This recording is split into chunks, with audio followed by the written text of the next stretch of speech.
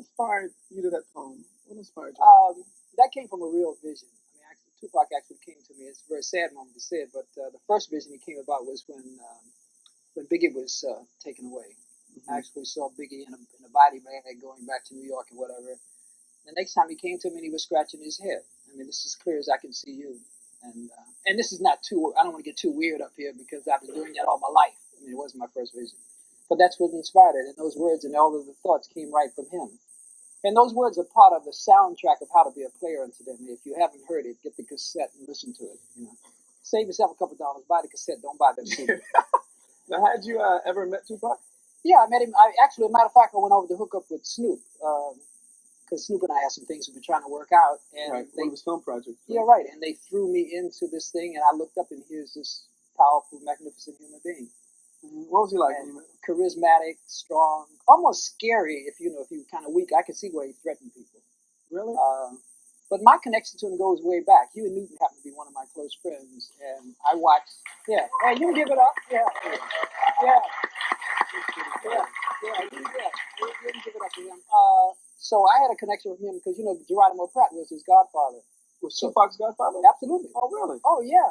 And his mother is Afeni. And Afeni, if you're watching this, I love you to death. Thank you for bringing Afeni.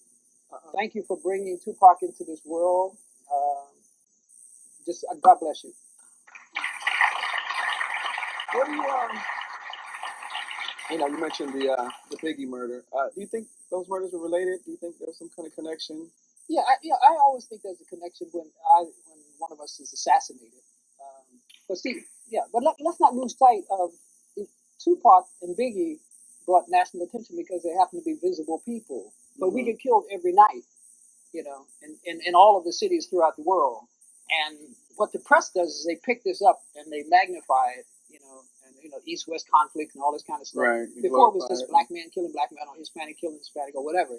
So yeah, there's a conspiracy on the back end of it because they want us to kill each other. And while I got this moment, and whether you're going to keep it or not, I don't know, but one kills what one does not respect. And when someone tells you long enough, let me finish. When someone tells you long enough that you're an inferior being and you start believing it, and then you go to school and they tell you in the school that it's okay to kill something that doesn't count, then it's okay to kill that person who looks like you. So we have to readjust that. Okay, we got to readjust that. It's very important. That's beautiful. Thank you for being with us. I hope you do return, especially after this film. You have to tell me about the James Conway and the Snoop Doggy Dogg one. Can you come back? Oh, I'll come back. Yeah, I'll come back. Yeah.